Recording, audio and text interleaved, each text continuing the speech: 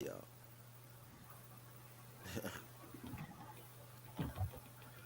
Oh man, I thought today was never gonna end. yeah. Why's that? It's been a long day. I've been up since like 9. I went to Chapel Hill, then I went out to eat before work, and then work was just stressful as fuck. Mm-hmm. And then I thought my key for my car was fucking up, but I fixed Right. that shit. Okay. I'm just tired as fuck. I might after this review, I might just go to bed a little early, but knowing me, I probably won't go to sleep till like 3 in the morning. Right. Bothering me and shit.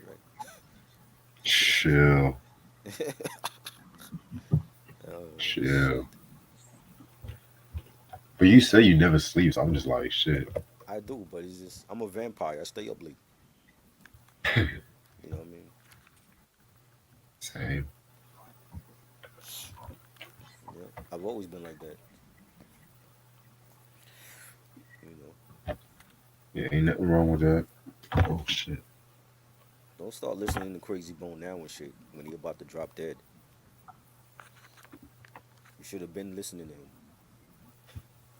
These poses. Let me pull up my Thug Mentality album and listen to the man. Right when he's about to drop dead and shit. No, I was too busy listening to Tupac all day.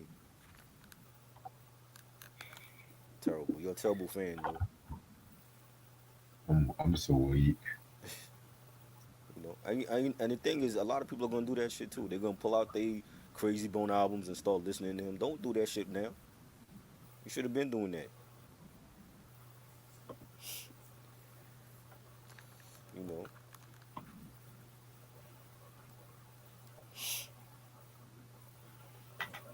Sam was good.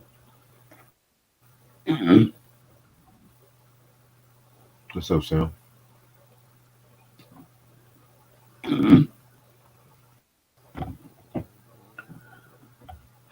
Jesus Christ.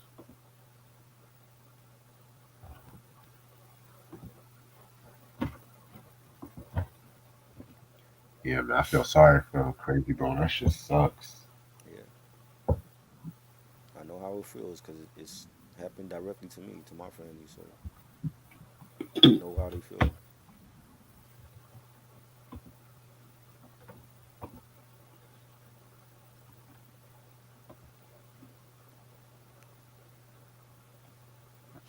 Ooh.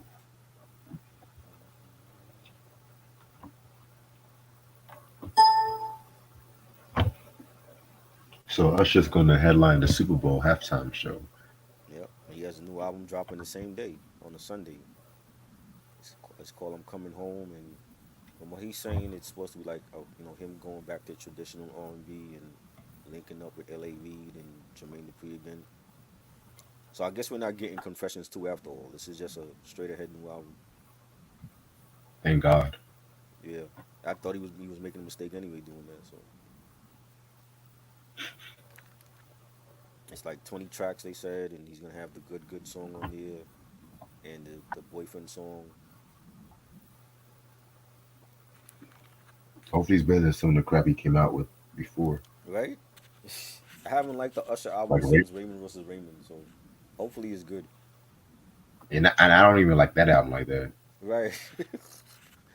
That was what, a whole decade ago? I'm like, come on, yo. You need a good album. Surprisingly, I prefer looking for myself. Surprisingly, Uh, I liked some songs, but that was to me was like his EDM album. yeah. EDM was big at that time. He had did the song with David Guetta, Without You, and that blew up. And I just felt like that was like his EDM album.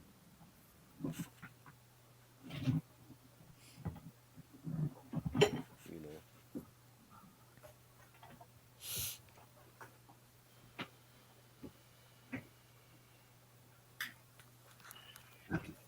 Yeah, hopefully it's good. yeah. Hopefully it's good.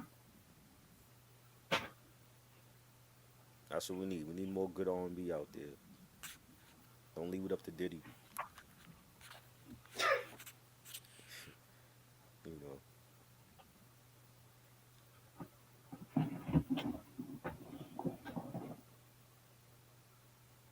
And supposedly the strike is over for the writers.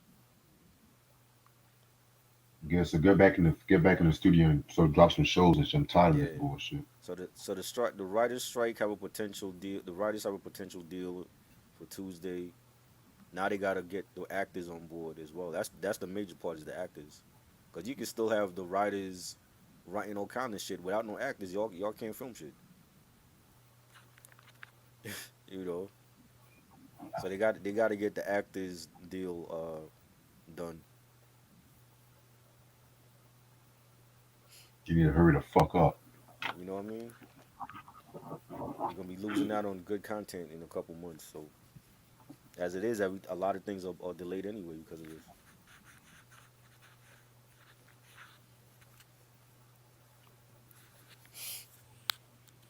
You know.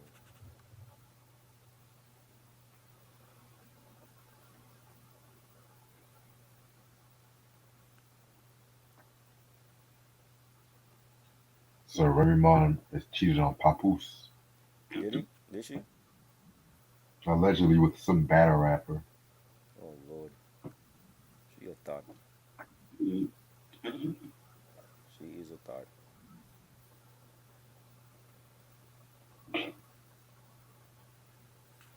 Like she's another one that needs an album out. She's been every time you see her perform, it's the same two Terror Squad records. All the way up. You know what I mean? And Lean Back, her verse on Lean Back, and then she does, Conceited from her first album. That's the She has no other album out. You know what I'm saying? She needs a new album. Corey Guns needs an album out. I was watching him on the NEMS podcast, and he talked about how he got signed to Casablanca Records, bro. That's a legendary label. He was once signed to Casablanca Records. He got signed to Def Jam when Jay was in charge over at Def Jam, and he still hasn't dropped the album yet. What's the holdup? In this day and age, you have Bandcamp, you have artists like Ransom dropping albums, Griselda dropping albums. Corey Guns has never given us an album. Like, what's the holdup? You know, I don't get it.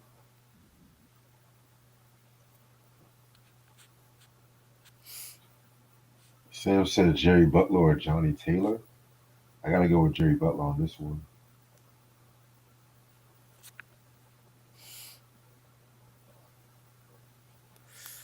I do not get it, yo. I know artists, independent artists right now that's dropped like 3 albums in 1 year. We can't get an album from Corey Guns or Remy Ma. You know,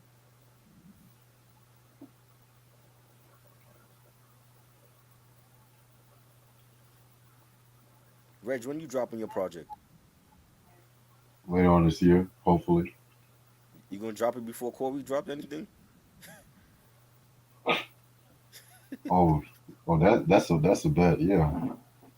This nigga is like living off of freestyles. He can't drop an album to save his life.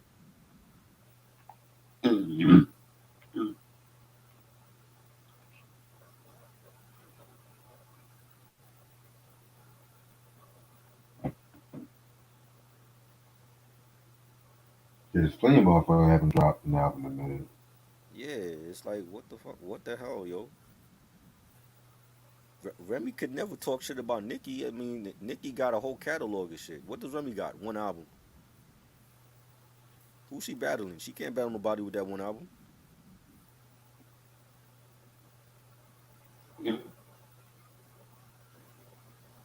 Hilarious. It's funny. She got time to cheat though.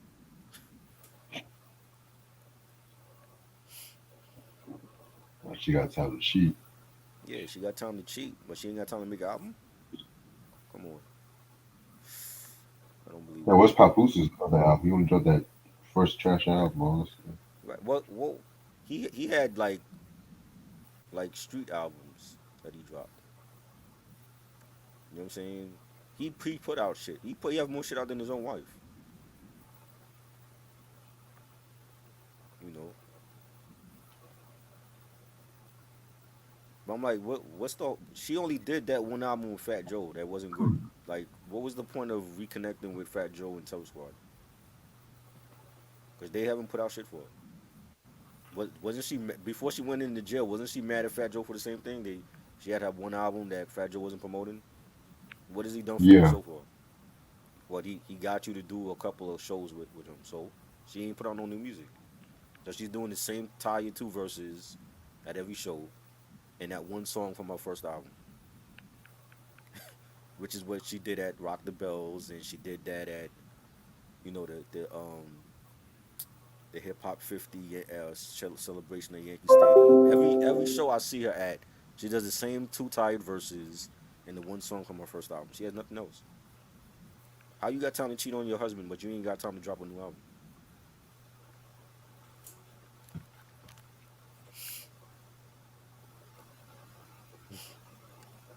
And he held her down too. Yeah, he was a down ass nigga. While she was locked up for like what 7 years? Or she was supposed to do a 10-year bid. Yeah. She get locked up for like 7 years, and he holding his own kids down and her kid. Gets out of prison, and then she gets pregnant again by him. That's a down ass nigga. Cause I know I wouldn't have did that. I would have cheated like a motherfucker. Sorry, Remy. Your coochie ain't that good. I'm gonna start in about 5 more minutes. We gotta do a new things that make you go 2024. That's really puzzling to me. How she ain't drop a album in like 15 fucking years if you got time to cheat on your man who held you down while he was locked up.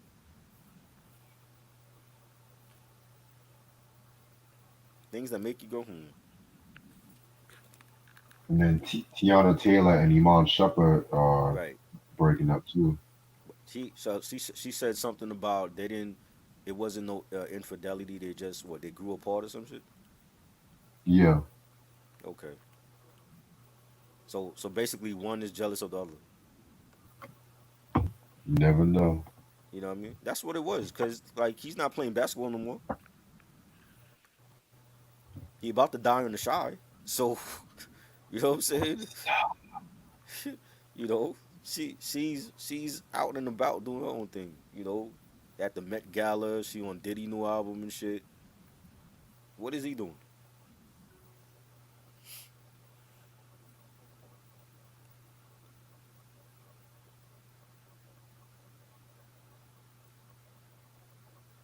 We all know the story with Jeezy and Jeannie Mai, whatever her name And what happened with that?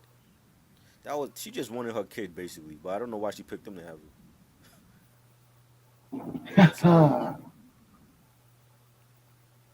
is. She wanted a black man. She Remember wanted that a shit she black said she about wanted black she men? wanted a she wanted a biracial baby, but why did she pick Jesus to have him with? But she said some shit about black people years ago, black men talking about, she feels more safer with the white guy and some shit. That's what she said. Yeah. So why the hell she had a child with Jizzy then if she wanted a white man? She said that Jeezy pretty much challenged her in a way.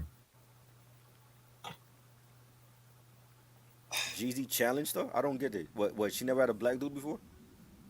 Nah, And the first time she had a black dude, she get pregnant. with young Jeezy. How many baby She mamas he right. got? Oh wait. God, she ain't got no taste for stuff. He's terrible. Have you heard it? Have you heard his music? The Asian chick. Have you heard his music? I could have told her that from Well, before his she jumped first in bed with him. Like he ain't got no taste. his first three albums though, I like. Man, you crazy. Rick Ross' first three albums is better than his shit. T.I.'s first three albums better than his shit. Ludacris, Scarface, better than him.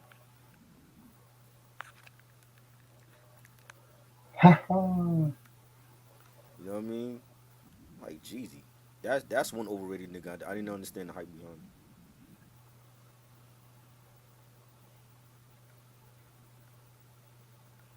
him. That's just crazy.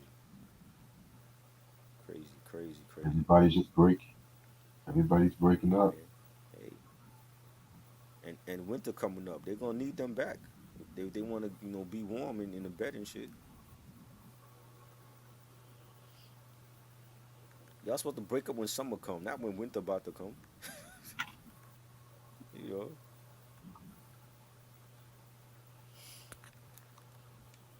But I'm ready to start whenever you are. Let's go. All right, what's up, you two?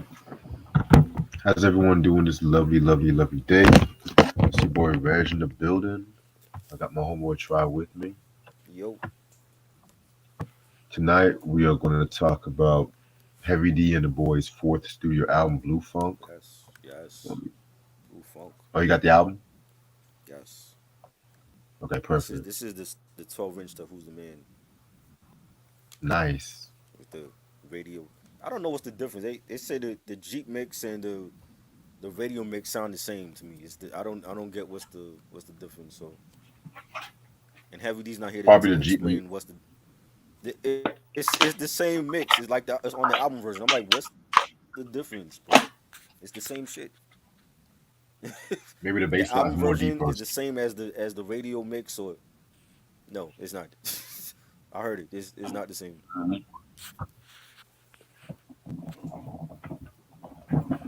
Oh well. Well, this album came out January 12th, 1993 on Uptown Records. It was produced by DJ Eddie F, Heavy D. They were executive producers DJ Premier, Pete Rock, Jesse West, and Tony DeFat. It came out with three singles: "Who's the Man," "Blue Funk," and "Truthful." I could have sworn "Yes Y'all" was a single, but could be fucking wrong. But anyway, so yeah, guest appearances include Terry and Monica, Third Eye, Biggie, Busta Rhymes, Gangstar, well, Guru, let's keep it above, and Busta Rhymes and Robbo. So after the release of the Peaceful Journey album, they were still pretty much grieving Trouble T. Roy in a way and everything like that. But at the same time, Heavy D, he was becoming like very popular. Like he made like a lot of guest appearances. Like I mentioned, he did the song with Michael Jackson Jam. Also, too, he did the theme song for In Living Color. And he was also getting in his acting bag because he always acting in shows like Rock. He was on Living Single and everything like that. You know what I'm saying? Yeah, man, he was definitely trying to do his thing around this time too and shit like that. So fast forward to 1993, they came out with this album. He came out with this album right here and stuff like that too. You know what I'm saying? Um, I definitely feel like the album cover was pretty reminiscent of what they were going through. I love like the blue atmosphere and everything like that. You know what I'm saying? But it's kind of crazy too because I forgot to mention when it came to like the Peaceful Journey album. From what I looked up, it was Mhm. it was deemed still a success because it went platinum. But then there were like a lot of people from what I looked up that said like he was kind of going soft and shit like that. You know what I'm saying? And I guess he did this album as a way. Well, he had like a more darker atmosphere with Trouble T. Roy passing away. But I guess he did this album just to show people like he can really he can really like rip it on a mic and stuff like that too. You know what I'm saying?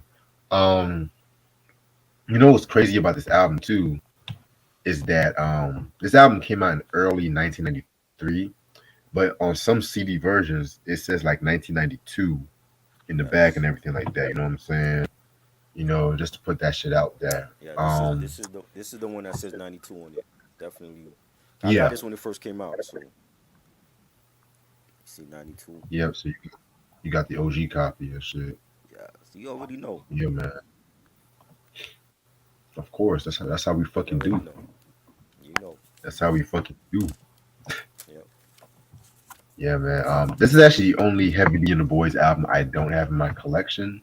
Believe it or not, you know what I'm saying? It's kind of hard to come by where I stay at. I kind of find it crazy how I found Living Large and stuff like. Cause Living Large was like a more rare album and everything. You know what I'm saying? So yeah, definitely. Can't wait to talk about this joint right here because, like I said before, and I'm gonna say it again. I always feel like they had like a very great discography and everything like that. Definitely. You know what I'm saying? So I don't want to hear people say, "Oh, well, Definitely. they fell off after trouble. Nah, nigga, they never fell off. Never. All right. So Never. with that being said, this album has how many songs? This album got 13 tracks, and we're gonna get started with the first track called "Truthful." Love this record and everything like that. You know what I'm saying? Pretty dope track. You know, right from the get go, you could already tell like this track right here was very different from what you used to from Heavy D. It had like a more boom bap feel to it. You know, it was produced by Tony the Fat, and it also featured Terry Robinson on the vocals and everything like that. Um, Pretty much what I got from this song was that he met a girl, and the girl was pretty good, but then she starts ended up lying about who she was and everything like that. And Heavy realized that she wasn't real with him and everything like that too. It's kind of like I said, very different because in like Peaceful Journey, this nigga was like in love with like every girl and every song and shit. With this one, by the way, I love your hat. It said "Your Mama Life." Yes, your mama. Yes, so shout out to your mama. Like it's a clothing brand. They make T-shirts and hats, and they sent me like a care package with like a door, something to put on your door, like a like a door piece or whatever. So yeah, Right. Yeah, it just caught my attention, but yeah, man. Back to what I was saying. This the song right here was pretty good. A little trivia about this track. Not like about the song in general, but the episode when he actually performed this song in Living Color, that was actually a last minute replacement mm, because originally Tupac was supposed to perform that night, but he actually got in a fight with like the limo driver of course and he did. everything like that, and then the police, it was a whole commotion with the police and everything like that. He had gotten arrested and everything too. I talked about this in one of my beef videos on In Living Color, so y'all can check out the full story. But definitely a very dope track right here. One of my favorites of this album. This was dope. Definitely, it's your typical heavy D R&B joint. You know, dope ass beat by Tony Doe Fat, and you had the girls on the chorus singing, and Heavy D talking about loving relationships and how he had issues with this one chick, and she was acting out of character with him and lying about things, and I thought it was a great track. There's a video for this also, but the video version is different from the album version. The beat is kind of like different on the video mix compared to the album one, but it was a great way to start this album off. Right, I definitely agree with you about that. Still the same Heavy D subject matter, but with a more mature, darker twist, if that makes sense. Right. All right. Track number two, Who's the Man? Now, I have to give a little disclaimer though. I know some people are gonna question this. This was not on the Who's the Man album soundtrack. You know what I'm saying? The Dr. Dre and Ed Lover movie. You know what I'm saying? Even though Heavy D and the Boys had a song on that soundtrack, you know what I'm saying? But Mm-hmm. it was not this song because that movie actually came out like mid to late '93, if I'm not Right. mistaken. So just to clear the confusion, because some people might get confused about that. You know what I'm saying? But Mm-hmm. other than that, this was another cool song and stuff like that too. Heavy D was just going in on this track right here too. I loved how Tony Del Fat flipped the Steve Miller Band "Fly Like an Eagle" sample. You know what I'm saying? On that do do do do. I Do, wanna do, do, fly do, like an like an eagle. eagle. Dun, dun, Yeah, man. I never cared for Seal's version of that track. Oh, yeah. that should have never been covered and shit. Leave it, They play that in leave a it to you. commercial now. There's a commercial I they play know, that now. I know. It's crazy. I'm just like, ugh. Anyway, but that's besides the point.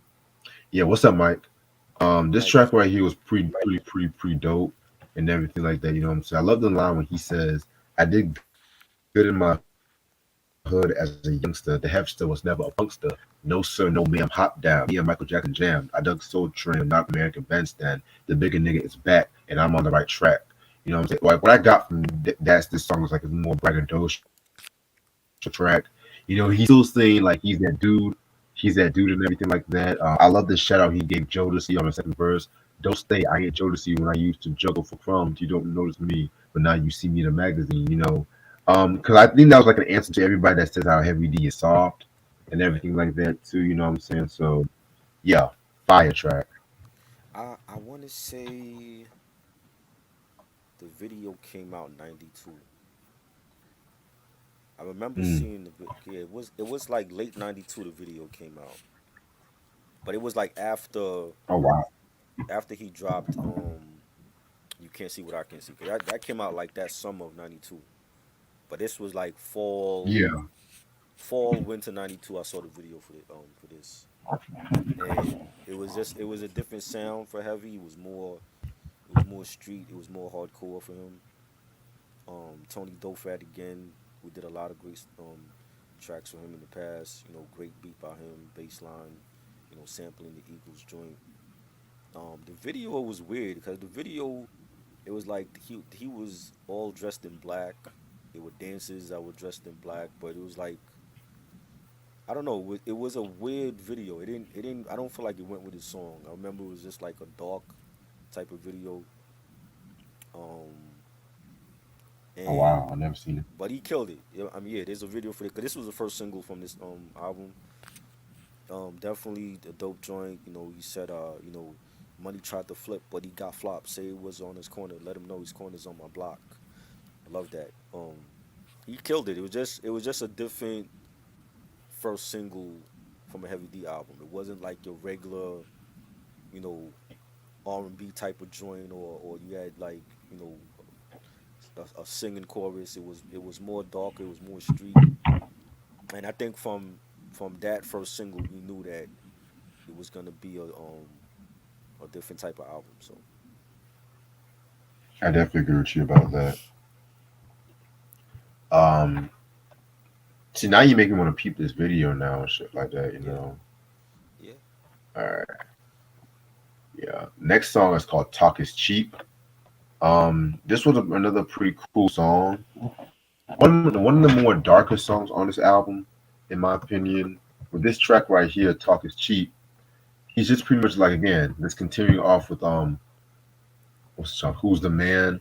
You know, he just pretty much telling motherfuckers watch your mouth when he talks to him because he might be like that playboy kind of dude and shit like that too. But at the same time, he'll knock motherfuckers out. You know what I'm saying? Yeah, man.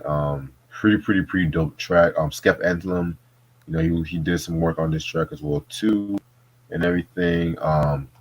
Yeah, man. This one right here. Um, I feel like people weren't really ready for this one right here when it comes to Heavy D and everything like that. But hey, I definitely feel like this one was a pretty dope track. yeah. This was another like hardcore boom bap track. You know, I love the bass line on it, the piano chords. You had Heavy saying, I think you got it all wrong. We too strong. My crew lasts long. You drop bombs till the early morning. Loved his flow. Skeff Anselm produced it. If you remember, Q-Tip gave a shout out to Skeff Anselm on We Got the Yes, Jazz. That's the he very got same it. one. You know what I'm saying? Underrated producer. And yeah, this was dope. Yeah, man. I was just jamming to "Who Got the Jazz" here like last night and shit like that. I Yeah. love that track. Yes. Um, Next song we got is what's the fucking next track? Girl. Um, going back to the reggae and everything like that. You know what I'm saying? I forgot to mention when it came to this album, you definitely had like some songs where Heavy D was is like talking behind like this like black exploitation is kind of instrumental, you know, just kind of giving the listener what the song is kind of about. And he's giving an interview where he's talking about how black woman is very important and everything like that too, you know what I'm saying? So Hmm. with this reggae beat, he's like praising black women. He's Right. praising black women and everything like that too, you know what I'm saying? Um But then he also praises like Japanese and Indian women too. Hmm. You know what I'm saying? Just praising like women of color. I guess that's what I got from that track right there. You know what I'm saying? Right. This track not really one of my favorites to keep it real with you, but I definitely feel like this one right here was pretty good. Like it's vintage Heavy D, but with a more mature twist, like I said before. So I can appreciate this. Yeah, I love the fact that when the album starts off, he was giving us a different feeling to this album with the interview with him and the female interviewer, and having the listener and his fans get to know who he is personally and the stuff that happened in his life, and he never did that before. There's no other album where he got real personal like that on an album, and within the album, in between the tracks, he was talking, asked he was being asked different questions about his childhood and growing up and how he became an artist, and I thought it was great. I thought that was a brilliant idea to let people into his life, beyond the music, and on here he's talking about, he feels like the black man is responsible for the black woman, and whether you have a mom or a sister or a wife, every good man has a woman by his side. And I thought that it's a dancehall track. I thought it was good. Heavy D's Jamaican, so he's gonna do a song dedicated to his roots, and it was dope to me. Definitely. Next track is called "It's a New Day." Very great track right here, in my opinion. It's kind of a sad song to be real with you because like the first verse, he's talking about drug addiction and everything like that, and like yeah, he's talking about drug dealers and shit like that too. You know how people fall in that lifestyle.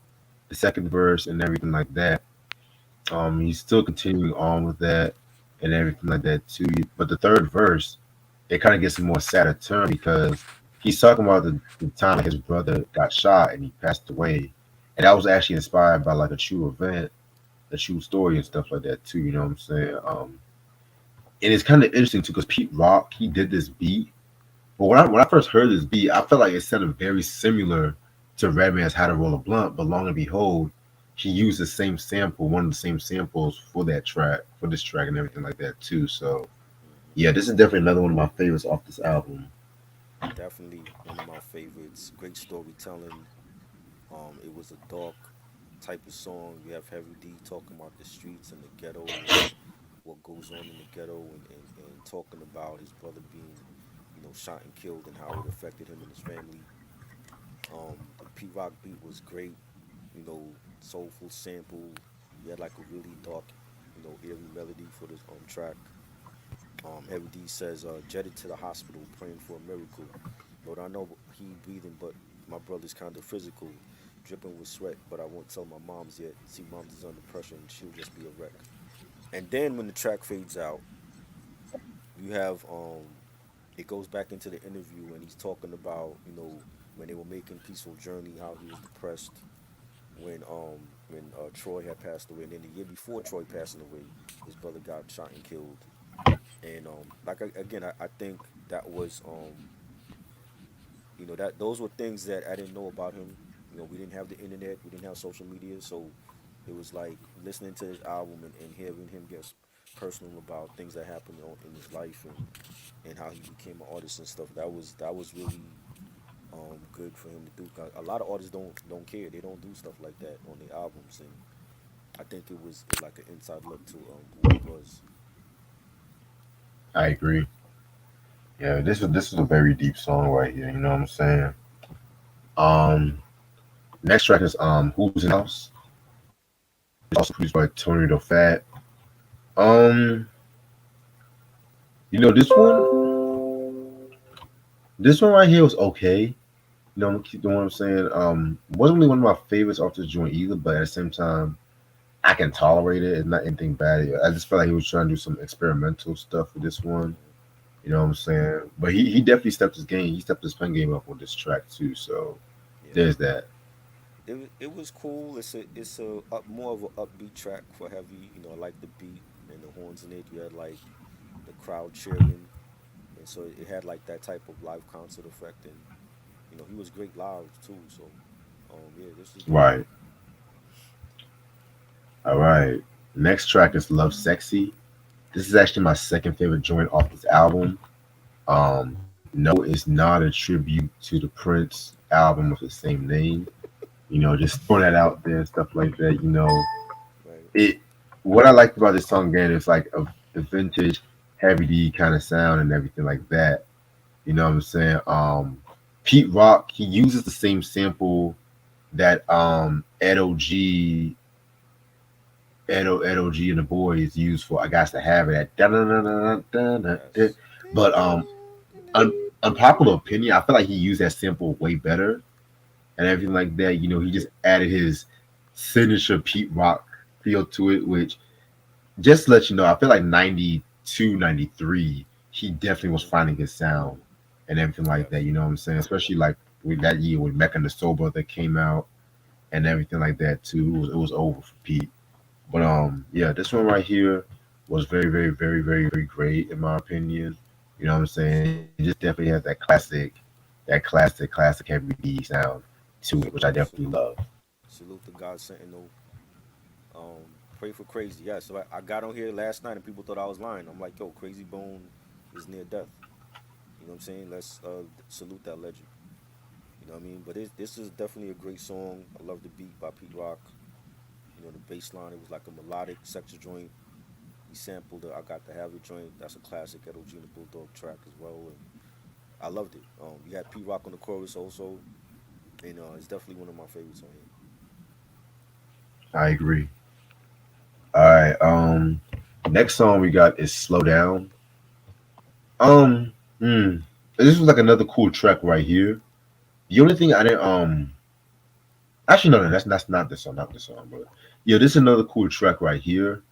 This was produced by Jesse West, and again, he used the classic Lafayette Afro rock sample where it does that da da da da da, which has been used from everybody, Mm, from Rump Shaker, yeah, Into Deep Music, back to the hotel. You know what I'm saying? Many people use that shit. So yeah. yeah, this one right here, Slow Down. It was pretty cool track right here. You know what I'm saying? So yeah, Yeah, and but there's he has like the interview starts before the track, and he's talking to the female interviewer about not wanting a person for an item or materialistic things. And then the track comes in. I love the beat for that. The horns in it. You got like some girls singing on the chorus, and Have was just like rapping about not wanting drama with a chick, and he's not into fighting with a woman, and he just was more into like if she feels like she ever needs him, hit him up. He got her back. I thought it was a great track. I agree. Next track we got is my fault. Next track we got is Silky. You know what I'm saying? Yeah. Pretty dope track. This uses the King Floyd Groove Me sample and everything like that. I know Cool Mo D used that sample for All Night Long, in my opinion, but again, Heavy D he used that way better because from what I liked about this track or the beat, it added like a lot of bass and some horns, and it just made it like a more very like smooth R&B kind of joint and everything like that. You know what I'm saying? So Right. Silky was a very, very, very dope track. Third Eye actually produced this beat. I love the line when Hev said, with girls I get action, met a few Jacksons, had this honey dip doing flips such as backspin. He's just bragging that he's down with Michael and Janet. I mean, I ain't mad about that. Yeah. I ain't mad about that indeed. Yeah, I thought it was good. Definitely another upbeat track. It was danceable, nice beat. The horns on it. Horn arrangements was good.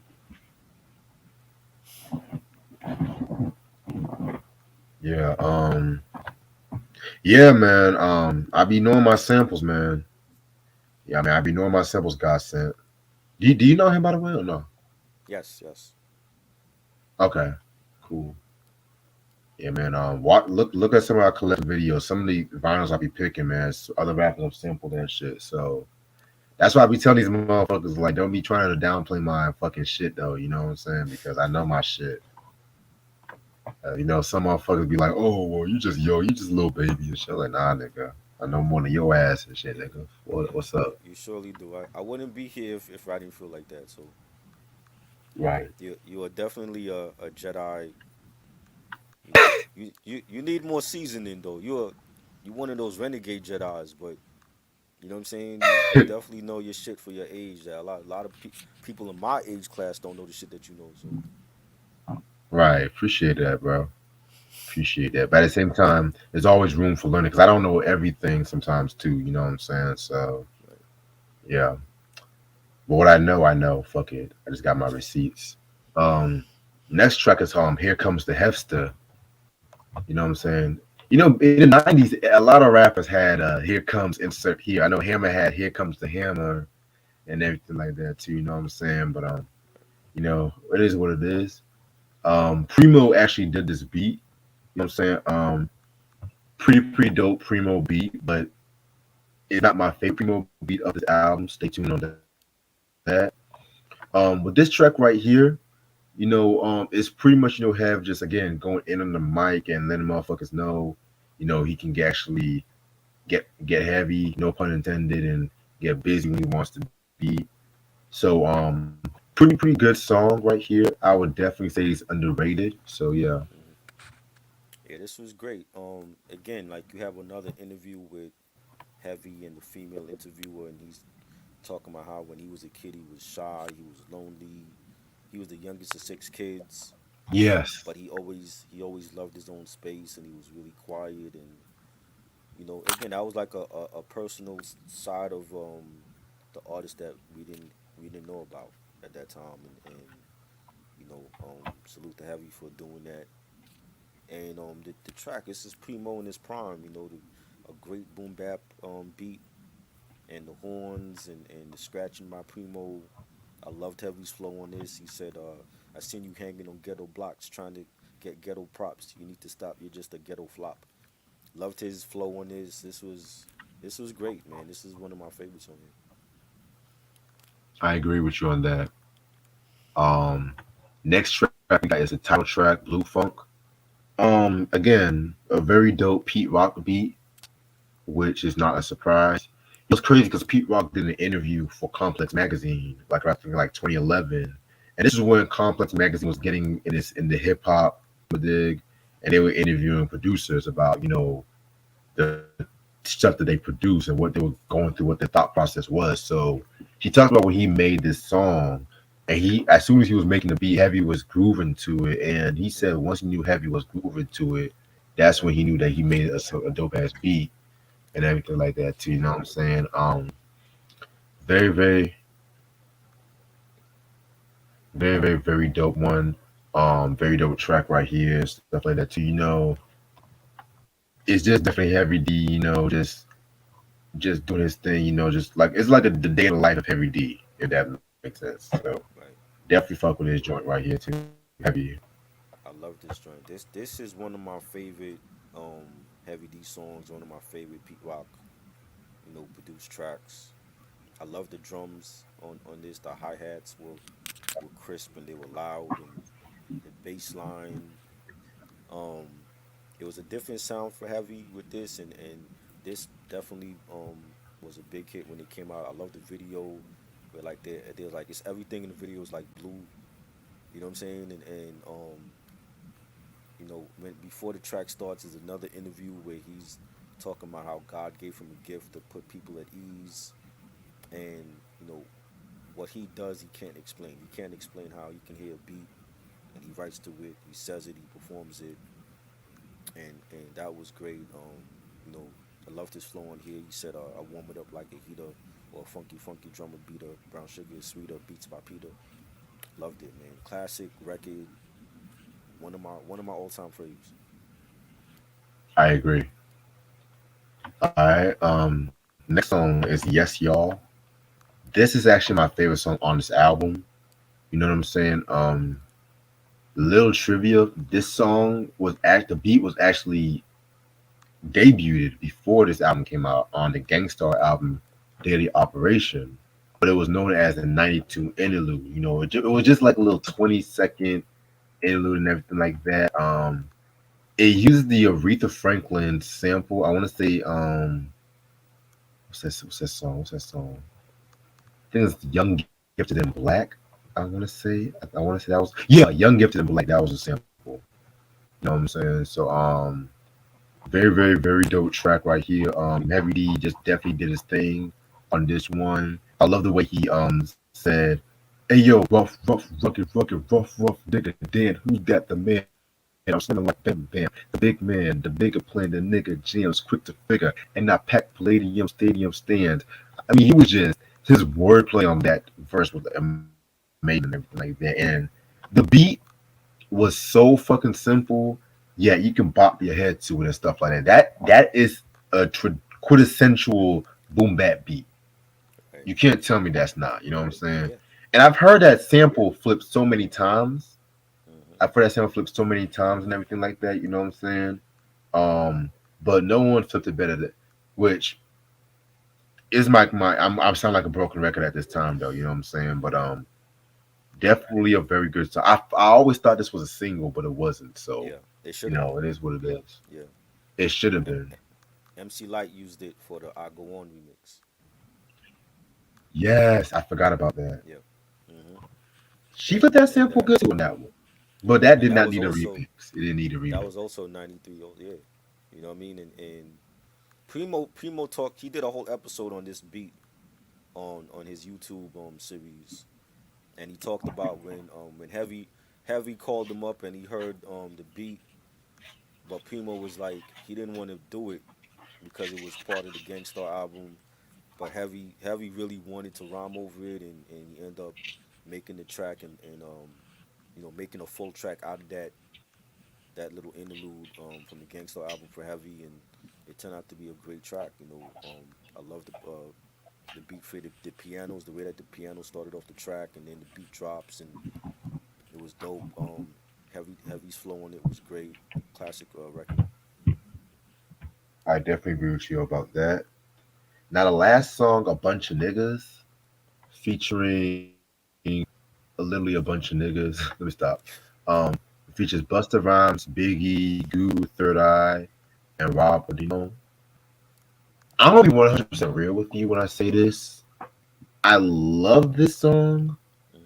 but I don't feel like it was mixed well. I won't keep it a buck with you, cause you guys know. I mean, there was some verses I could barely hear, like Guru, for instance. Right. Guru, one of my favorite MCs, Mm-hmm. and he's always known for that monotone style and Yeah. everything like that, which I fucking love. But the version I listened to, the bass was just so Mm-hmm. thick I could barely hear Guru's verse, Yeah. and it kind of pissed me off a little bit, though. You know what I'm saying? Which don't get me wrong, I love gritty rap. I love shit like the dirty filtered kind of thing, but at the same time, it's just like it sit right with me and stuff like that too. You know what I'm saying? Um, I definitely feel like this song right here was also important too because this is probably one of the first times motherfuckers heard Notorious B.I.G. and Right. everything like that. You know what I'm saying? And pound for pound, I'm not gonna hold it. I felt like Biggie had the best verse on this track. Like Yes. motherfucker said, "I bring drama like you spit out my mama, cannibalistic like that nigga Jeffrey Dahmer. I'm a cat peeler, girl stealer, cop and sealer, ex drug dealer." I mean, I don't know something about Uptown Biggie before Puffy made him like. Not Yeah. saying that Puffy fucked him up before Puffy like cleaned him up, but something Right. gritty and gutter about Uptown Biggie. I don't know, especially when he was on that Super Cat song, "Dolly My Baby." Oh Yeah. God, Mm-hmm. and stuff like that. I love it when you call me Big Pop, Pop. Yes. The show stop, Pop. Showstopper. And the way he just like pauses his syllables and everything like that. Oh Mm-hmm. man, come on, man. Like you can't tell me that nigga and shit like that was on some other shit. Um, I like Busta's verse too. Busta had that crazy energy. Hello, hi, hello, how you doing? I love his energy Right. on that one right there too. Again, Busta ending off the posse cut and everything like that. You know what I'm saying? Yeah. It's not touching his verse on Flavor in Your Ear remix. And I'm No. sorry, Try. I'm sorry. That was the best verse on No. that remix. I'm sorry. Yes, it No. was. Yes, it was. I It's love they. Biggie's verse was I like. iconic. For I think Buster's verse was better on this one than Flavor in Your Ear. You know what I'm saying? He had he was still in Dungeon Dragon mode, but I do feel like Biggie and Buster had the best verse on this. You know what I yeah, mean? I don't feel like that for. I just think Biggie, the way he started off Flavor in Your Ear remix was just great. Like his verse was just phenomenal. You know what I'm saying? They could have cut out LL's verse yeah. and Rampage. You know, No, wait.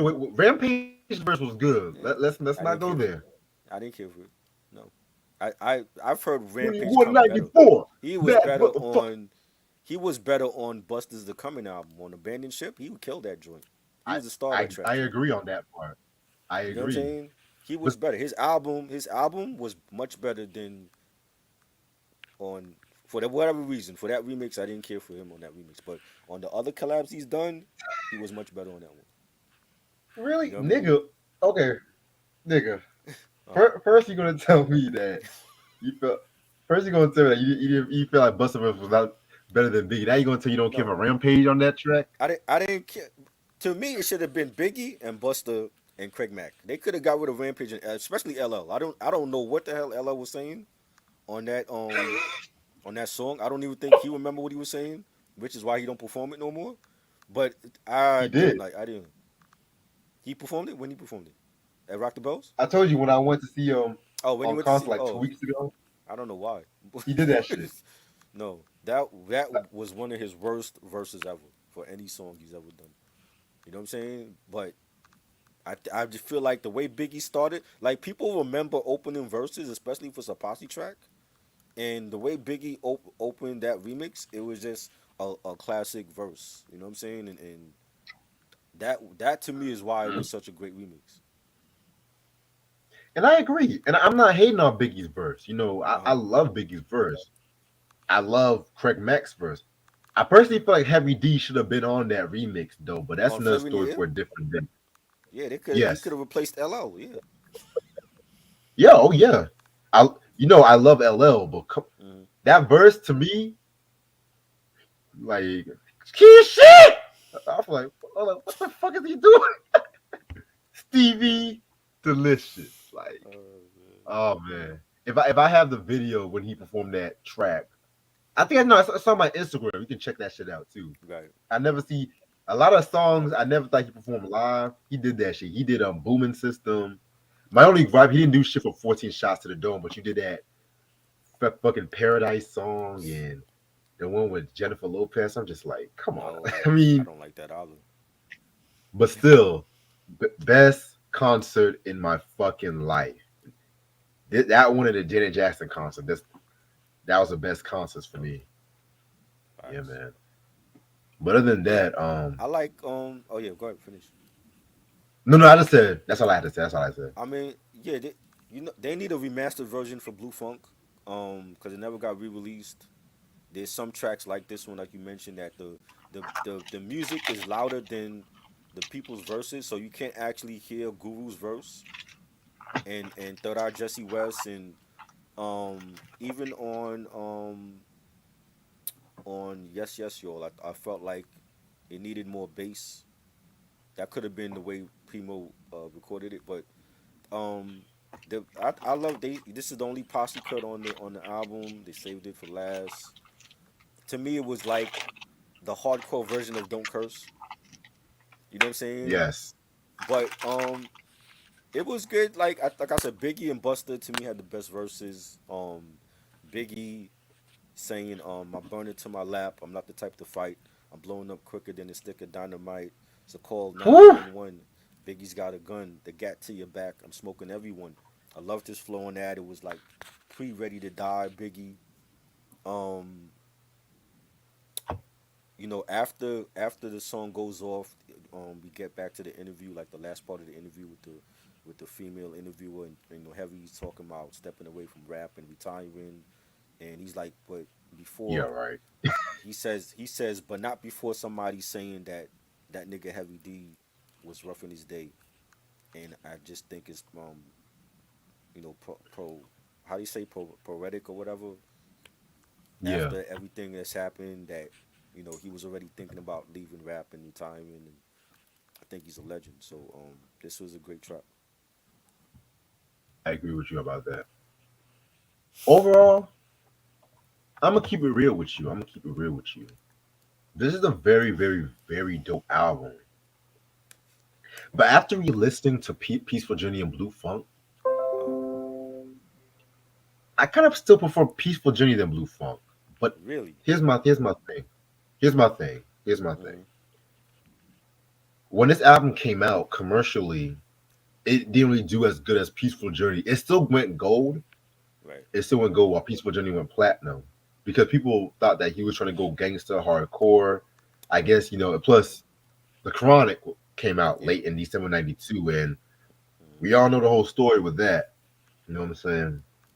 But again, if like just like LL's 14 shots to the dome, they went a little hardcore, got a little dirty with the boom bap, but that does not mean he went fully gangster. Right. Like songs like "Girl," "Yes Y'all," what I'm saying, "Truthful," definitely had that vintage Heavy D sound, but like a more mature take and everything like that too. Now I know you have people saying, "How come I still prefer Peaceful Journey?" Well, simple as that. I kind of feel like Peaceful Journey was mixed a bit better. Like from an engineer standpoint, I feel like it was mixed a bit better. Some tracks in Blue Funk, you know me, I love gritty mixing. I love all that shit. But especially when we talked about a bunch of niggas, Right. I definitely felt like it should have been lower the bass, especially when it came to certain people's verses, though. You Hmm. know what I'm saying? And it's crazy too because I was watching the Unsung episode, and pretty much, it wasn't really a lot of involvement from the boys and stuff too. You know what I'm saying? Because especially Right. with Heavy D, going through the whole trouble T Boy and Hmm. stuff like that too. You know what I'm saying? But how that would change when we come to Nothing But Love, Right. which, spoiler alert, that's my favorite album from them. Right. Spoiler alert. But that's another story for a different day. Um, I'm gonna give Blue Funk a 4.5 out of 5. I still feel like it's a very, very, very dope album.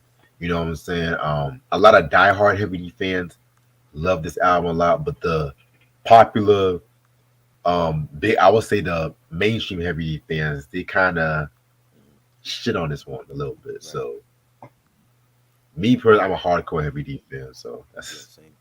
I think yeah, like I said, '93 was like the year of hardcore hip hop. The hard rock year where we see the emergence of Lords of the Underground and Onyx, Trends of Culture, Rumpelstiltskins, Shades of Lingo.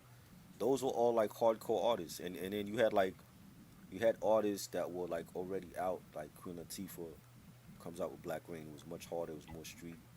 The youngsters shave their heads bald. They come out with the Aftermath.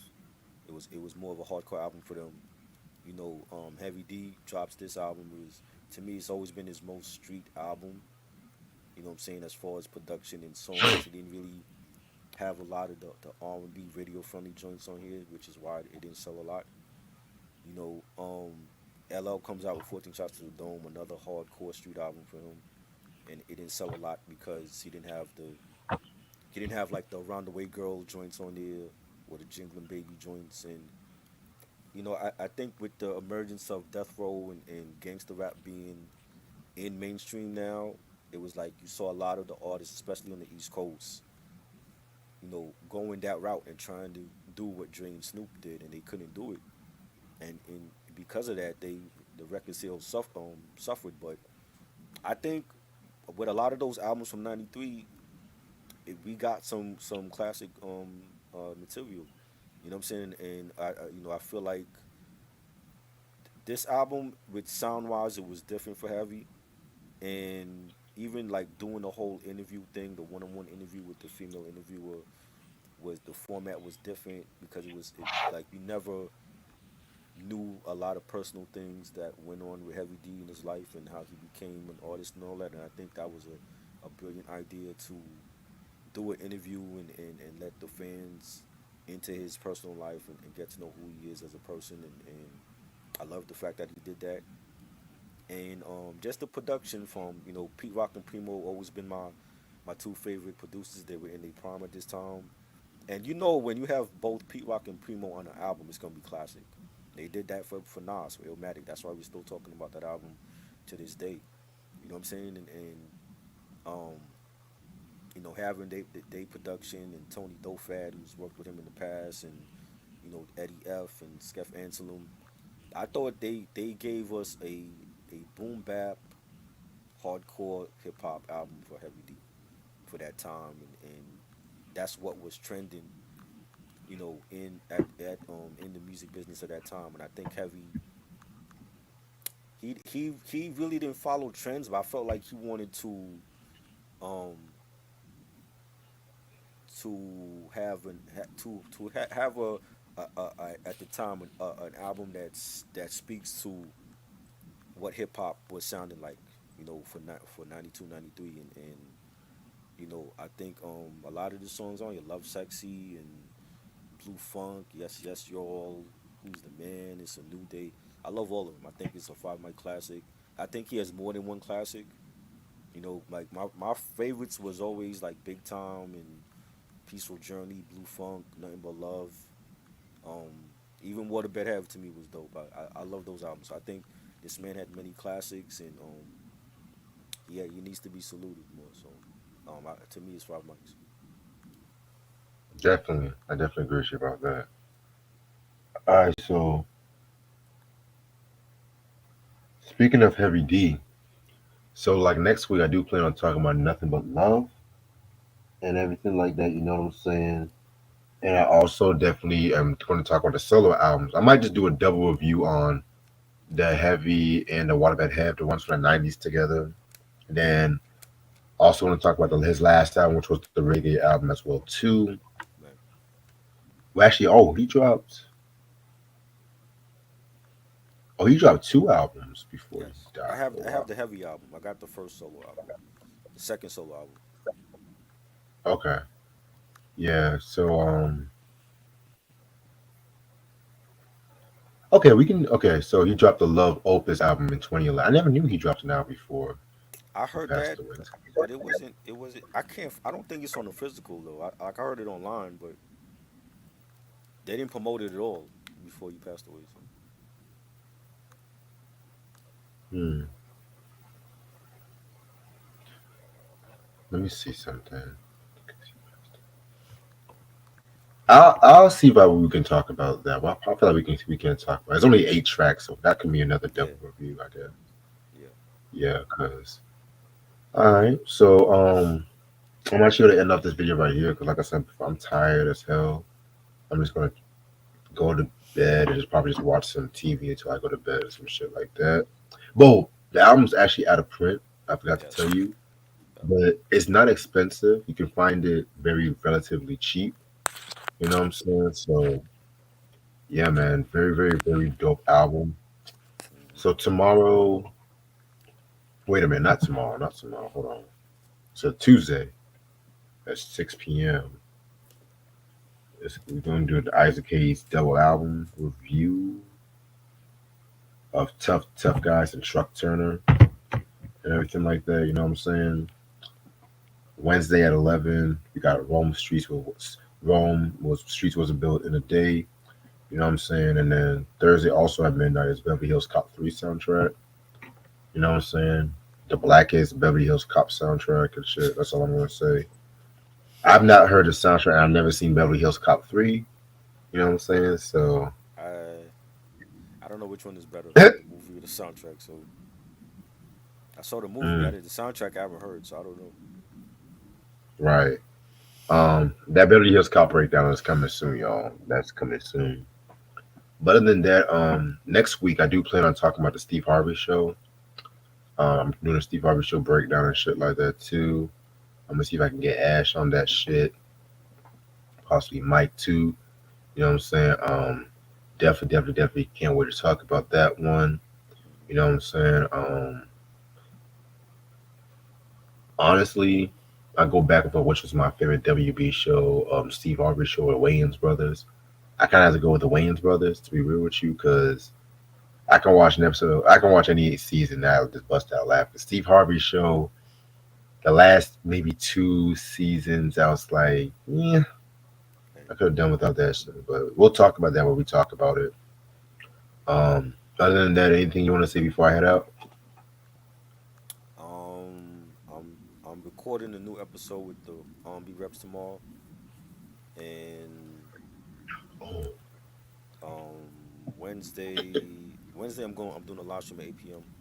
So you're welcome to join, and Rocker Okay. Bash is gonna join us, and we're gonna be talking about a special day in hip hop that of this month for 3 albums. Yes. So um, that's gonna be fun. But yeah. Yes. So y'all just gonna talk? It's not like a review. It's just talking about Nah, it, it's not right? a review. We just gonna talk about the impact of those 3 albums, and our like 3 or 5 favorite tracks on those albums.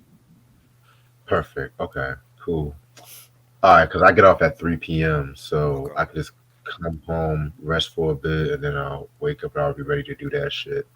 cool. Um, Also, too, speaking of R&B reps, I'm also recording an episode of R&B reps this Saturday too. Oh, dope, dope. Well, they busy this week then. Shit. Yeah. Okay. I know I work night audit Friday, so I'm gonna sleep, wake Yep. up, get ready for this interview. I got a definitely a good song to talk about. Cool. So whatever they drop that shit, they're gonna drop that shit. That's what I'm gonna Yes. say. That we probably won't see that till like December. Knowing them, you know. Right. But yeah, shout out to R&B reps and shit like that. You know what I'm saying? Definitely, Yes. I love like all these channels coming out with talk about all these R&B albums and everything like that. You know what I'm saying? Right. Who's my that girl on Instagram and shit? Like I gotta pull her up. Mm-hmm. Light skin chick. Who's that? The rhythm chick. Rhythm, yeah, rhythm Yeah. chick. Yeah. With the radio station. Yeah. She hot. Yes, rhythm and soul Yeah. We gotta patrol. Yeah, we gotta try to get her on here, yo. I be trying to, but homegrown is always She busy and don't answer her shit. DMs. Yeah. Nah, Yeah. Prayers up for Crazy Bone. yes, Definitely. I agree. I know they said he's on a ventilator right now, which is it's not good. Just keep him in your prayers. Yes, yes. Yeah, I'm not even gonna hold you. I don't even have Crazy Bone solo albums and shit like that. Man, Those they're are kind of albums hard to right come there. by around. Yeah.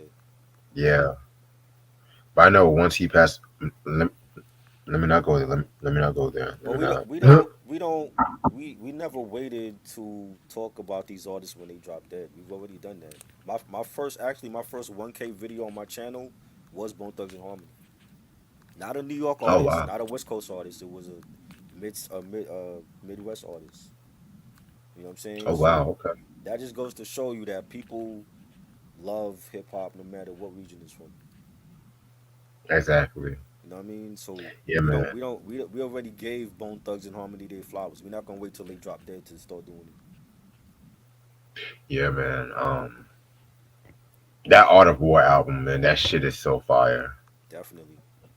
And I said this on the review that Crazy Bone to me was the star of that double album. A lot of tracks had him mostly on the album, and he killed it. He was. Some thug. It's some Yes. more. Oh, Hard thug. Times. Hard Times was my joint. You know what I mean? Hood Woo! Paradise. Come on, man. Hold on.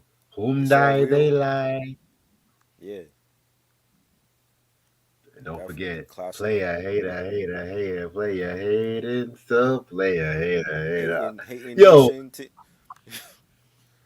they were To me, dissing to the fuck me, out of all their rivals on that definitely. To album. me, to me, Busy Bone and Crazy Bone was the MVPs of that album. To me, like they had the best I verses. agree. You know what I'm I saying? agree. They killed it. And I I I agree, love man. I love Lazy and Wish and Flesh and Bone, but Crazy and Busy was in their bag on that album. I felt like Lazy caught some bodies on creeping on a come up too. Oh To be yeah, real with you, definitely, definitely. yeah. But I'm telling, cause you when you talk about double albums in hip hop, you hear the same ones: Life After Death, Wu Right. Tang Forever, All Eyes on Me. Um, hell, people even talk about Drake's Scorpion album. more, but they don't never talk about Art of War. Nah. Drake, the Scorpion album was okay. It's not a classic to me. I don't think it's even. I wouldn't even mention it with Art of War, Wu Tang Forever. That's what I You know what told I'm my saying? coworker, but he a Drake fanboy. I'm like, Nah. nigga, Well, yeah, they y'all act fanboys are like gonna. I know they fanboys. I talk to a lot of their fans. A lot of their fans feel like he could do no wrong and everything he dropped is a classic, but it ain't. He got some shitty albums nah, that I don't care for. you do. And I said this last week. I said, "Thank Me Later" is his best album I love it. That lyrically, was great. Yeah, but yeah. artistry, Take Care of his best album. Take Care had like the strongest songs on there. Yes, You know. cause that I forgot. I was listening to "Thank Me Later." I was like, "This should have fucking joints though." You know what I'm saying? Like Over. Right. You have that one joint with Mary J. Blige. I fucking love. Uh-huh. The only songs I didn't really care for was "Fancy" with Ti and Swiss Beats. I didn't really care for that one. Right. But these new Drake fans, they don't talk about "So Far Gone" though. Nah. They don't talk about that Drake. There They wasn't a don't lot know to it. talk about it, so Nah, there wasn't a there lot to was talk there was about still it, in so fuck, there was second grade and shit like that. You know, yeah. Some of them were just born yesterday. All they know is the dance album and shit. You fuck. know what I mean? So Successful, yeah. Uptown. I'm going in. Hmm. My favorite joint from Thank Me Later. I got to be unstoppable. Hey hey hey hey. You That was don't dope. lie. Oh, that wasn't even on Thank Me. I thought that was on Thank Me Later for me. The I'm joint he tripping. did with Nicki and Jay Z, that joint Ooh, was fire. Um, man. yeah, he had Find Your Love. You know, he had some joints on those albums. I hate that song. Find You Your don't like Love. that one? That yeah. I'm like okay. I'm like that was foreshadowing the downfall of Drake. I'm gonna be real with you. Already? Wow. I mean, here's the thing with Finding Your Love. I felt like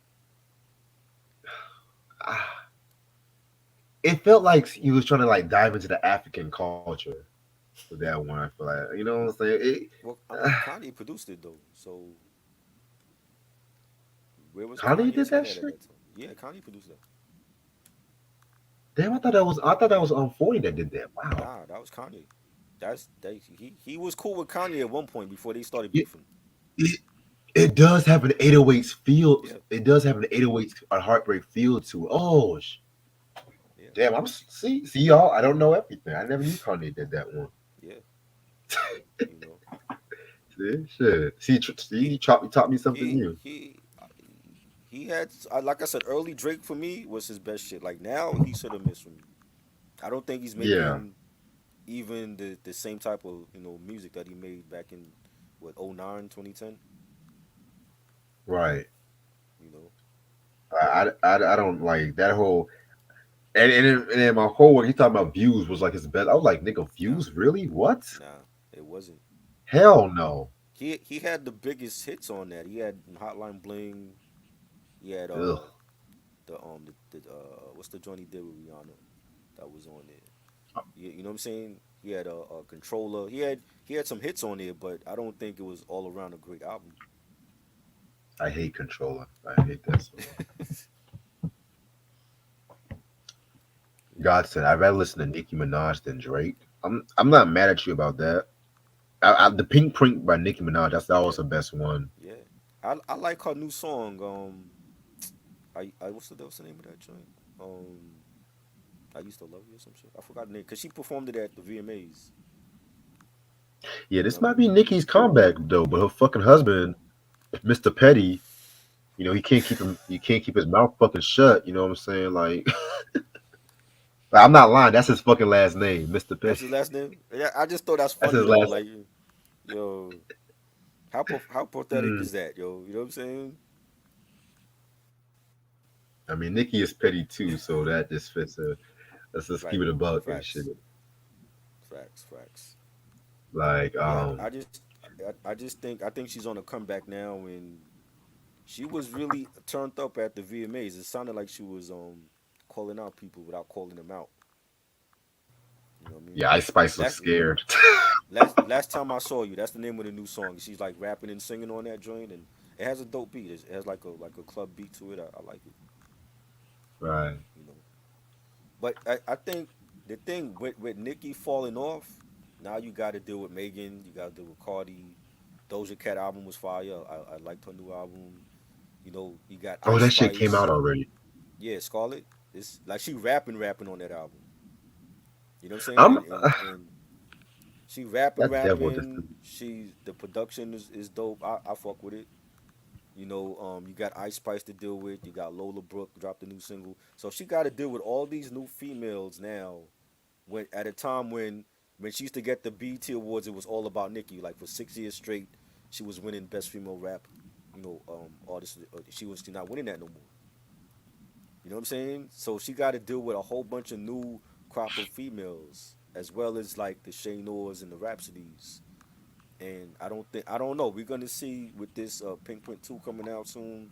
We're gonna see if she's really back. Mm, we will see. I mean, I'm just looking at this Doja Cat album artwork. I'm just like, what the fuck is this girl on? Well, It's she, like, I think this is like her "fuck you" album to the paparazzi and her fans. Like, I'm gonna do what I want. I shaved my head bald. She's not wearing wigs and stuff like that no more. I think this is like the album that she wanted to come out with to show people like, yo, like she can rap. She's not. Don't compare her to everybody else that's out there. You know what I mean? eh, I do like that Paint the Town Red. I like Yeah, that that shit is song. fire with the Dionne Warwick sample. Man, Yeah, she killed that joint. and it's funny because everyone always samples the Isaac Hayes version. That was the first time I heard a Dionne Warwick's version sampled and shit. I was like, Right? okay, Doja.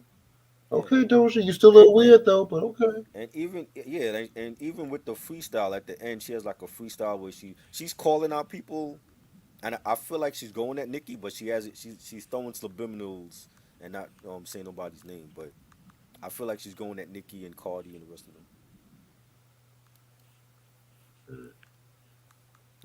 Godsend said F I Spice, F City Girls. Yeah, throw Sexy Red in that list too. Yeah. F them all Oh, though. and it's no features. She has like what 17 tracks, no features on the album. You're not gonna get that with a Nicki album. Nicki gonna have a shitload of features on her album. Yeah. Speaking of Cardi, when was the last time Cardi dropped an album? Hold up. I have no idea. Homegirl's too busy throwing microphones and shit. Like, Right? Oh man. plus she got all these legal issues too. So Right. yeah, she be just be dropping singles. Like, she ain't dropping no album. I'm like, we're gonna have like another Lauryn Hill and shit. Shit. It's like one minute she don't want to do music, next minute she wants to do music. Like, girl, make up your fucking mind. Like, Right. all right, I'm gonna stay on for another five Like minutes. like what you're gonna get with different artists. You know what you're gonna get when you hear Doja Cat album. I don't expect her to be lyrical, miracle, and complex with her words, but it's a different change of pace from listening to Shane or Rhapsody or Cyrock. You know what I'm saying? So I know what I'm gonna Yeah, get. But she's rapping on this album. Like compared to like Planet Her and the Hot Pink album, like she was singing. She was doing a lot of singing on those albums. On this album, she's rapping more. You know what I'm saying? She even rapped over the Audio 2 breakbeat. You know what I'm saying? oh So like wow. she yeah, like she's rapping on this album. You know what I mean? Okay. So it's definitely a different sound for Doja. You know what? Maybe I'll check it out. Maybe. Yeah. The nine artists is none. Yeah, I'm not getting that. I already got the OG copy. Yeah, I'm just gonna same. stream that deluxe edition.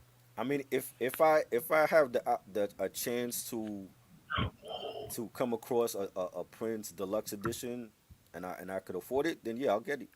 But I don't need every deluxe edition of a Prince album, especially when I already got the album. Yeah. Plus, Cause honestly, with I Diamonds and heard Pearls, it's not like mm, you said what? no, I was saying on his YouTube channel like they're releasing different versions of songs that you could listen to. Like I heard the alternate version of Cream, which is phenomenal, but I still like the Cream Mm. version on the album.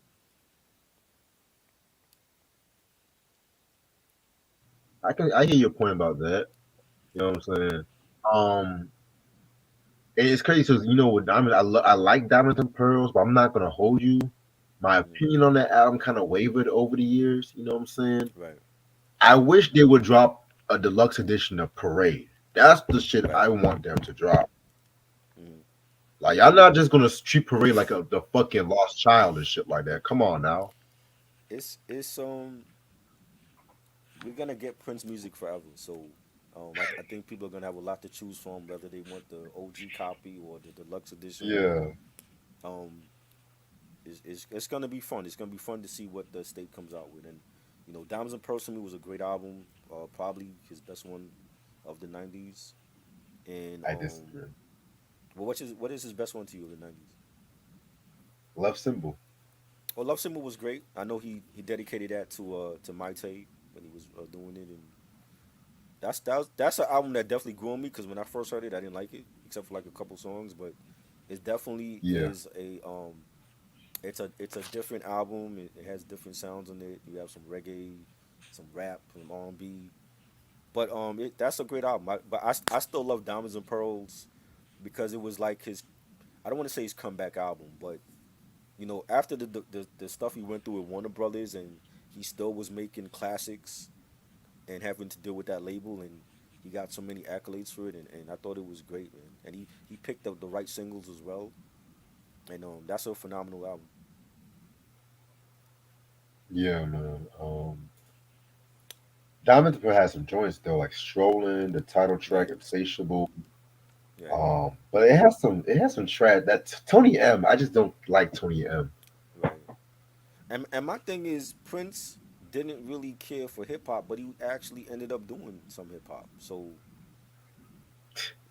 make that make sense. Like he was so against people using his, sampling his music and against rap, but he ended up rapping his own self. Because he was just trying to like again, he was trying to fit in with the times, and that's one of the reasons why I kind of side eye Diamonds and Pearl Hmm. because it's like we all know Prince wasn't the best rapper. Let's be real, but Right. I felt like over the years, especially there was a song he did that was supposed to have been for the Gold Experience called "Days of Wild." Hmm. His best rapping and shit like that. You know what I'm saying? Right. But he just needs to leave Tony M. I just don't like that Tony M nigga. He corny as fuck, man. Fake Um, ass father MC ass nigga. Like Everybody to you is a fake ass for MC. the father MC is Yeah. a Disney version of Big Daddy Kane and shit. Like Wow. Thoughts on the Resurrection album? underrated. Definitely. I love it. I thought it was good. It didn't get the same type of respect that Art of War got, but you know, the the paper joint, the weed song was like one of my favorites on there, and I think it was a solid Bone Thugs album. I agree. The I'm just rapper gonna call before you Nine if you don't mind. the rapper The before one from the Tony, graffiti. who was that? He was from the Graffiti Bridge era. I didn't care. I didn't care for that either, man. Like, Yeah, the soundtrack. well, the soundtrack was good. It was good than it was better than the movie. But Right, the thing, it wasn't just a Prince album. It was Prince and friends. You had Mavis had some songs, right. George Tevin Campbell. Clinton, Tevin Campbell. Hmm. So I kind of go back and forth if I want to call it a full Prince. Well, it's a Prince album because he still Right. produced It's everything. still Prince, right? Yeah, He's on the cover. yeah, it's still Yeah, yeah. But the movie was just trash. Like they yeah. I didn't. didn't like the movie. But fucking Prince looking like Jesus Christ, some shit. Uh, Yeah, the Morris, Thieves in the Morris they Temple could is even my say, joint though. I love Thieves in the Temple. That's my "Ooh, joint. That's my joint. love come Yeah, quick, ding that ding." was fire. I was like, okay, Prince. Oh, that was ponytail Prince too. I was like, okay, Prince. Right. Then you know what was my joint though? Mm. Weekend Funk with George Yeah, that was Clinton, dope. Yeah, that was good. but the OG version with Wendy and Lisa. They did Hmm. two. They did three versions of that. The one from '83, the Hmm. one from '86, and then they did one from Graffiti Bridge. Oh wow. Yeah, but the one from There's one '86 is from the best version. '86. Oh wow. Yeah, I'll send it to you. Okay. It has like a very futuristic. I wouldn't even say it's from Parade. It just sounds like something that could have been from around the world in a day, kinda like a very neo psychedelic kind of feel to it. You know what I'm saying? Right. And eventually that version will probably get released when they do a deluxe graffiti bridge re-release or whatever. You know. I honestly I doubt they're gonna do that shit because Really? the You movie doubt that? wasn't. I doubt that because They re-released Chaos and Disorder, and a lot of people don't like that album. wait, what? Yeah, there's a re-release for that. So they released Chaos and Disorder, but not Parade. Yo, who was running his fucking estate, yo? Like I think God Sentinel said that too. I who? believe it was his family, right? His sister. Didn't his sister is a part of that? I think like his stepsister. I think so. His Yeah, stepsister. Oh, one of his they. relatives, but I would not be surprised if they re-release every album in his catalog, like the ones that are previously released, like 1999. They did one for that, and they're gonna re-release everything, the good and the bad, and then the new stuff that we haven't heard. right. You know what I mean? So By the way, the '83 version is called "We Can Fuck," but then okay, they changed to "We Can they changed Funk." it. And I'm gonna send all that shit to you. Shit. The deluxe vault. I haven't heard See, my introduction to Prince was '84 when Purple Rain came out, and I want to remember that album for the 9 songs that was on there instead of listening to a deluxe version that they will probably change my mind on that whole album. So I don't want to listen to a Oh, deluxe version of Purple Rain. You know what I mean? actually, I recommend the deluxe version, For Purple Rain. streaming wise. Yeah, streaming wise because a lot of those unreleased shit they had Mm. is fire. Like Purple Rain, Sign of the Times, 1999. A lot of the unreleased Well, shit's be why? fire. I mean, there has to be a reason why he didn't release those to the actual album when it came out, right? Well, it's Or what? simple because it's like it's simple because I feel like with some artists when they record like 500 or 8,000 songs, the Mm, label wants to pick a certain amount. You know what I'm saying? Because Warner Brothers, Warner Brothers and Prince had this issue, especially as far mm, back as Sign of the Times. right. Sign of the Times was originally supposed to be a 3 disc album, but Mm, it was like, "Oh, slow your roll, nigga. Let's slow your roll, niggas. Too much music for us and shit like that." Because right. it was supposed to have been Dream Factory, Crystal Ball, and Camille, but Mm, he just picked like the best tracks out of all of them and made it a double disc album right. and shit like that too. So the actual Camille album in that hasn't been released. See, that's the thing. It was supposed to came out last year, Mm. but they said it had to go through some copyright issue. Then Jack White wants to do some more. I was like, what the fuck is Jack White from the Jack White White Stripes? from White And I, Stripes. yeah, I like Jack. I like Jack What does White he too. What Don't does get, he but do with it? I don't know. I have to pull up the article, man. But But 'cause I Crystal want Ball that. got released though. Crystal Ball got released in Not Dream the crystal Factory. ball you're thinking of. There's a different Not version. well, not the crystal ball that got released was a Mm, compilation of all the some unreleased tracks from like the mid to late '80s. mm, It's not like the original crystal ball you're thinking of. All that, okay. all the tracks that he was supposed to have worked on for the double disc, that's on like the remastered version of Sign of the Times. Like Okay. he had a So song called so All My Dreams. Oh, go ahead. mm. Those are all in the vault then. Yes. Nine is saying, what if we get the second coming album and movie? What's that? What second coming album and movie? Of what? I think that was an unreleased album he was working on, if I'm not mistaken. And a movie? Like There's a he has movie so with that? many. Yeah, you did another He has movie? so much. I don't know nothing about this stuff. That's why I'm asking. Like the Rebels album, I never heard of it. See, I What's the never heard that Rebels? Rebels album either. He has a ton of shit. Yo, Loki, Nana, your Um, thumbnail kind of creeped me out, low key. I ain't I gonna don't hold I you. don't Like, have a favorite.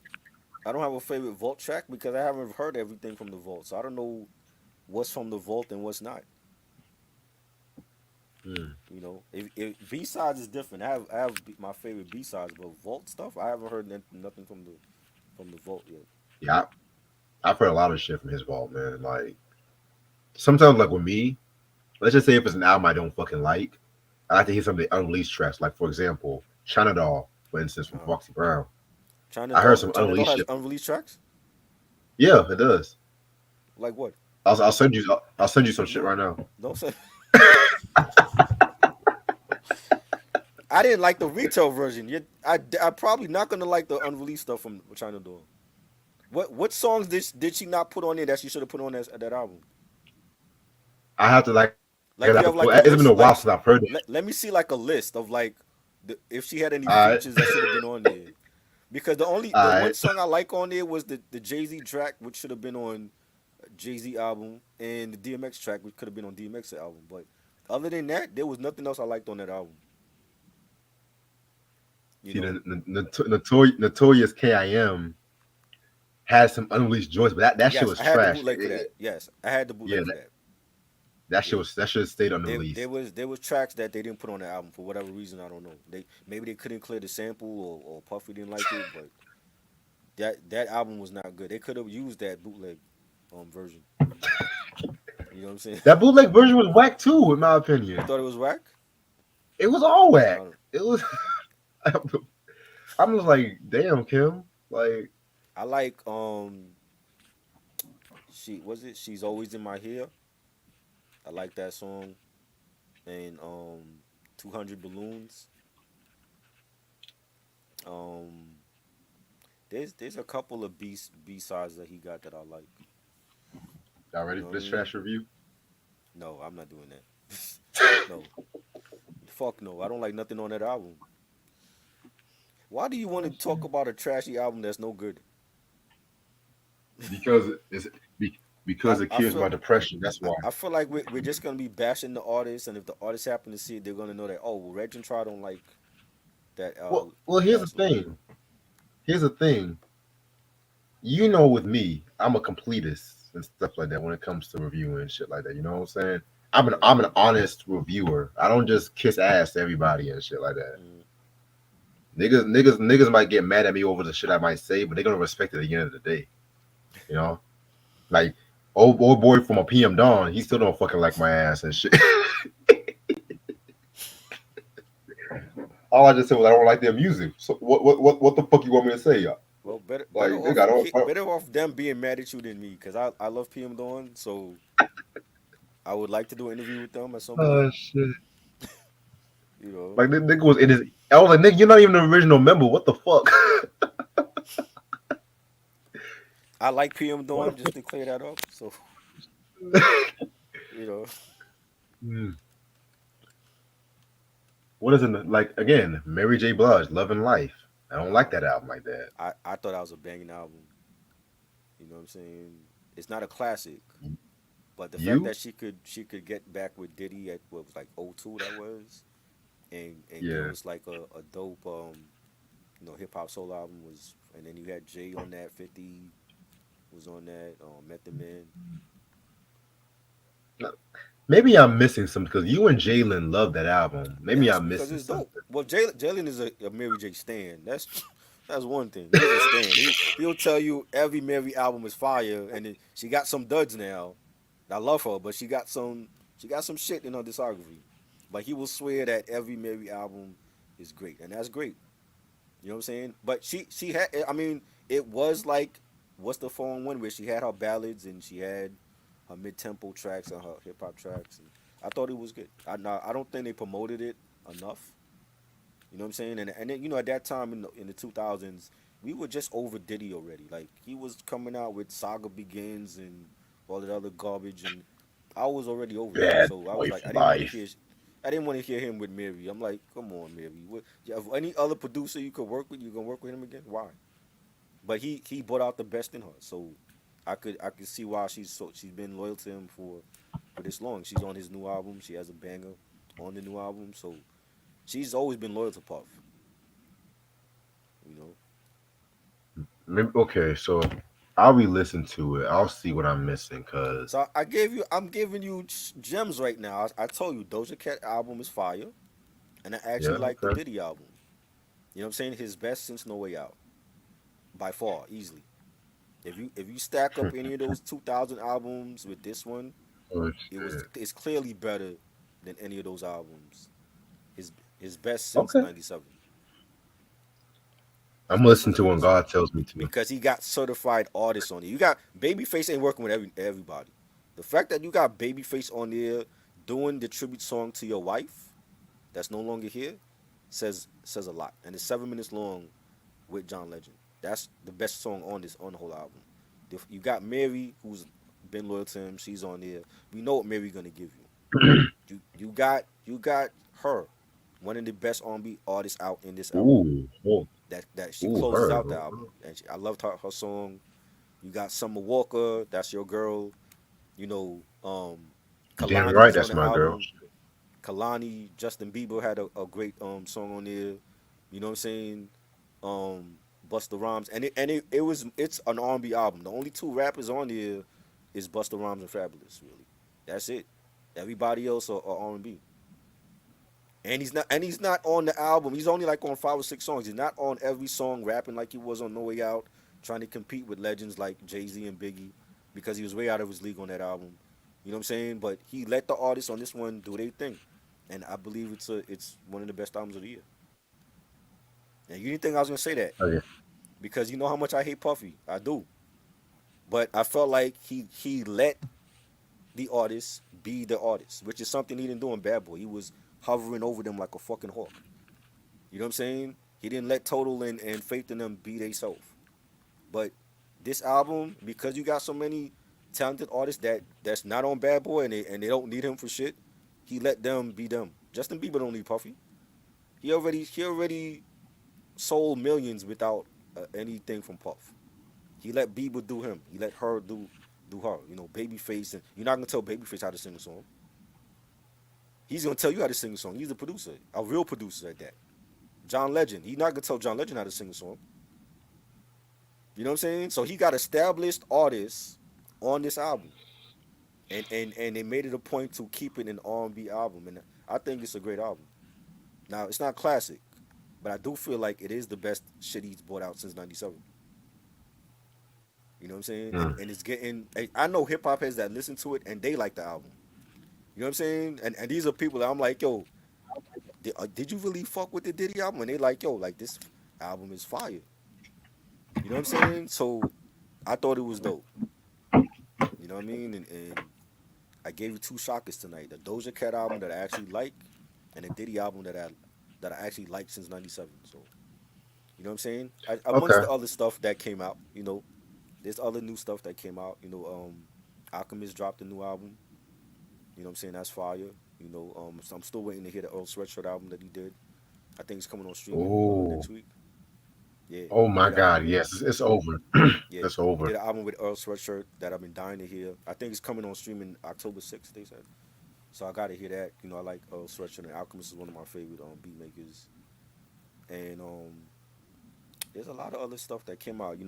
Apollo Brown and Planet Asia came out with Sardines. I love that album. I don't expect nothing less from them. A lot of great albums. I mean, I still see people complaining about, they feel like music is trash today. I'm like, but you gotta find the music. Nothing is different than it was 25, 30 years ago. You still have to go to the record store and find what you was looking for. Only difference is now, if you're on social media and you're on online, you gotta find for who you want to listen to. You know what I'm saying? You gotta sift through the bullshit to find what you're looking for. So I don't see a difference. You know what I'm saying? I Definitely. feel like if we're gonna support the old school, we gotta support artists in this era that's actually dropping quality music from no matter what genre it's from, whether it's pop or hip hop, rock, whatever. You know what I'm saying? So Definitely. Well, all right, y'all. I'm actually about to head this out for the night. You know what I'm saying? It's about to be 2 a.m. I'm gonna watch some Netflix or some bullshit on TV until I sleep. But this has been a fun ass review. A lot of shockers here and there. I definitely might check out that Diddy album. I definitely might check it out. I might. and I'm just I glad don't that know. he's not on every damn song. I mean, because we know he's not a true artist like that. And I just like Mhm. the fact that he's only like on a couple songs, and he let the artists do their thing, and I think that's why it's good, because he's not on every damn song. Because if he was, I probably wouldn't like it. I'm like, oh God, he's on every damn song. It's like 24 tracks. You can't be on every song. You know what I'm saying? So, um, that's the main thing, that the production is actually good. You know what I'm saying? He had R&B artists on there from. It was a good balance of both new and old school R&B artists. I think that was their mission. Like going into this album was making an R&B album, a real R&B album. You know what I'm saying? And I think we did that. Definitely. All right. Well, other than that, thank y'all so much for watching this show. You know what I'm saying? Catch us back here Tuesday at 6. We're going to talk about Black Moses, Mr. Isaac Hayes himself. You know what I'm saying? Yeah, other than that, I got some interesting stuff I'm going to be working on. I just recorded some new shit. You know what I'm saying? I'm about to drop that shit probably sometime this week, hopefully.